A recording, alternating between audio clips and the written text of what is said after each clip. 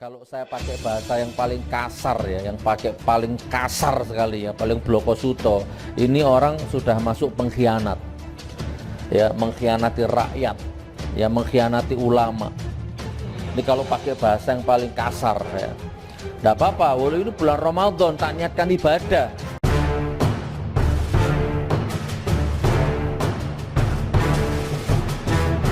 Di Bandung sama Jogja. Saya telepon ke karyawan di toko. Saya kehabisan ongkos. Ini ada acaranya Prabowo gini-gini. Dikirim 500.000 rupiah. Ada lagi, nggak ada, sudah habis. Terus bagaimana? Habis itu selesai, tutup toko semuanya. Curhat para ustadz yang bangkrut dan Suginur sebut Prabowo pengkhianat, ditulis oleh Anto Cahaya di seaworld.com. Pilpres 2019 meninggalkan luka bagi para pendukung Prabowo Subianto. Salah satunya adalah Suginur Raharja alias Gus Nur yang beberapa waktu lalu baru keluar dari penjara. Dan rupanya kita harus siap-siap berita viral seseorang yang dipanggil Gus, kemudian dengan kata-katanya yang khas seperti matamu dan lain sebagainya meluncur dari mulutnya. Gus Nur adalah salah satu pendukung Prabowo Subianto pada Pilpres 2019. Namun keputusan Prabowo menjadi menteri di kabinet Jokowi Ma'ruf Amin membuat dirinya kecewa. Bagi Gus Nur, keputusan Prabowo bergabung ke kabinet Jokowi Ma'ruf Amin adalah sebuah pengkhianatan. Hal ini diungkapkan oleh Gus Nur saat berbincang dengan Ustadz Fahim dan Ustadz Hutri di YouTube Gus Nur 13 Official. Entah ini Ustadz siapa dan kapasitasnya apa, saya tidak tertarik untuk riset terlebih dahulu. Yang saya tahu mereka sedang curhat dengan daki-daki kesugi mencuri perhatian. Bagi saya, mereka adalah kumpulan residu pemilihan presiden di 2019 yang telah lalu dan rupanya masih menyisakan kisah perih, pedih, dan merintih setelah tahu jagoannya merapat ke dalam pelukan dan hangat Jokowi, sosok yang mereka sangat benci. Kasihan sekali. Saat berdialog, Gus Nur menyinggung usaha milik Ustadz Fahim yang bangkrut gara-gara mendukung Prabowo di Pilpres 2019. Saya dengar itu sempat tutup, dalam tanda petik sempat bangkrut karena mendukung Prabowo ya, ujar Gus Nur dalam dialognya tersebut.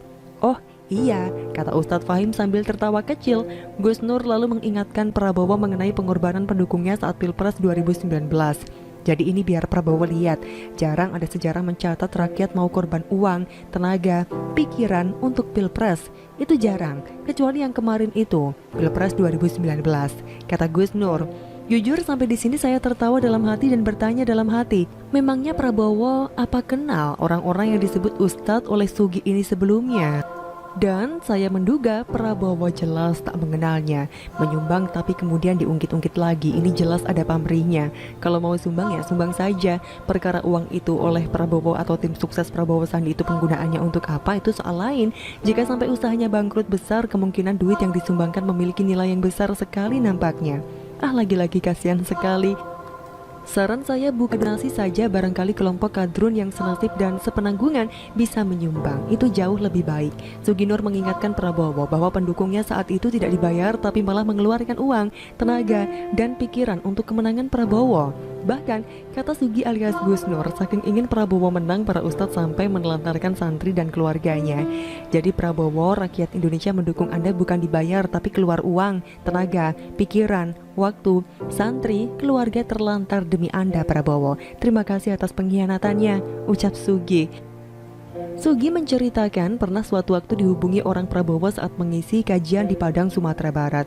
Pihak Prabowo meminta Sugi untuk datang ke Jakarta karena ada pertemuan para ulama pendukung Prabowo. Demi mengikuti pertemuan itu, Gus Nur mengaku sampai membatalkan satu acara kajian di Padang. Pihaknya pun sampai mengeluarkan uang sendiri untuk membeli tiket pesawat ke Jakarta. Beli tiket sendiri pesawat Garuda Bisnis, itu untuk Prabowo. Beli sendiri bro, kata dia. Asiknya para ustadz saling brabro-brabro. Ustadz Fahim menceritakan sampai kehabisan uang demi memenangkan Prabowo. Saat itu Ustadz Fahim mengikuti pertemuan di Bandung dan Yogyakarta.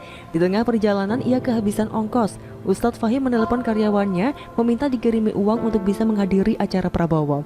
Dikirim 500.000 rupiah. Habis itu selesai, tutup semua toko semuanya, kata Ustadz Fahim. Lantas curhatan mereka seolah menandakan orang-orang yang kuat dan saling menguatkan antara satu dengan yang lainnya. Menurut Sugi, cerita tentang pengorbanan terhadap Prabowo hanyalah pernak-pernik.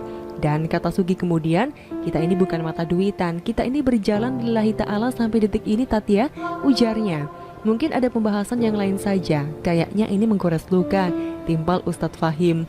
Jujur saya semakin tepok jidat seraya tertawa. Bicara mengaku lillahi ta'ala tapi diomongkan di channel YouTube, ditonton, didengar dan diberitakan media jutaan rakyat, sangat memungkinkan mengetahuinya. Sampai-sampai membawa menggores luka segala. Duh, kasihan banget ya Tat. Mereka ini benar ustadz atau entahlah, tapi kejujuran mereka patut diapresiasi. Mungkin inilah gambaran secara umum rata-rata para pendukung Prabowo Sandi. Goresan luka mereka nampaknya dalam sekali. Luka mereka sampai meninggalkan bopeng di jidat hingga akhir zaman karena telah dihianati idola mereka Prabowo Sandi yang justru merapat ke Jokowi. Kasihan benar para kadrun pengasong agama, sudah tekor luar dalam. Bagaimana menurut Anda? Terima kasih.